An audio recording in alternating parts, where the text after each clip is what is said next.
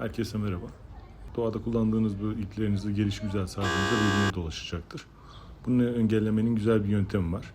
Büyük ya da küçük iplerinizi bu şekilde çaprazlayarak sardığınız zaman dolaşmasına engel olacaksınız. En son sardıktan sonra avucunuzun içinden alıp etrafını sıkıca sarıp en son bittiği noktada da bir altına saklayıp ipinizi düğümünü yapabilirsiniz, bağlayabilirsiniz. Daha sonrasında avucunuz içinde tuttuğunuz ucu çektiğinizde dolaşmadan çıkacaktır. Kullanabileceğiniz güzel, pratik bir yöntem.